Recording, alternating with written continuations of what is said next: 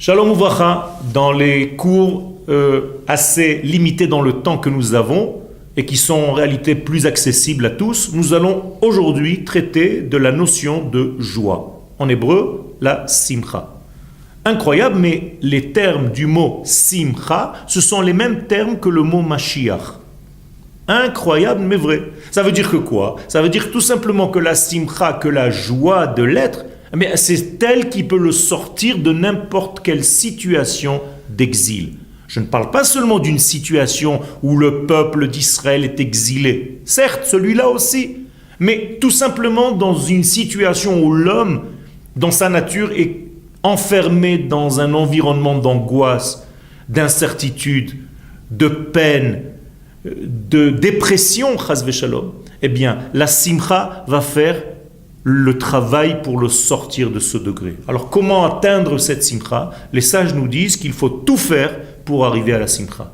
Écoute de la musique, va manger, va boire. Les sages même nous donnent des conseils que le vin, par exemple, réjouit le cœur de l'homme. Certes, sans exagérer, mais il y a une ouverture et des moyens dans ce monde pour rentrer dans ce degré de simcha, tout en restant dans la ligne droite de ce que la Torah nous préconise. Eh bien, cette simcha-là, c'est elle qui va nous ouvrir les portes dans tous les domaines, mes amis.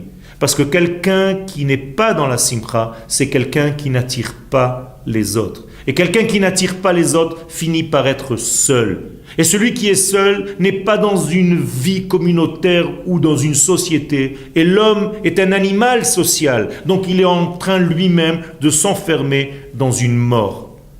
La simcha, c'est donc la clé pour l'ouverture de l'esprit, pour l'ouverture du corps, pour l'ouverture du cœur.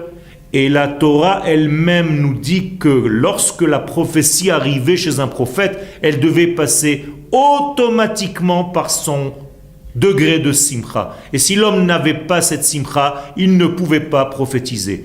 Donc je vous conseille à tous, je nous conseille à tous d'utiliser cette joie et cette simcha dans la vie pour arriver à ouvrir toutes les portes du ciel et la bienfaisance divine sur nous. Merci beaucoup.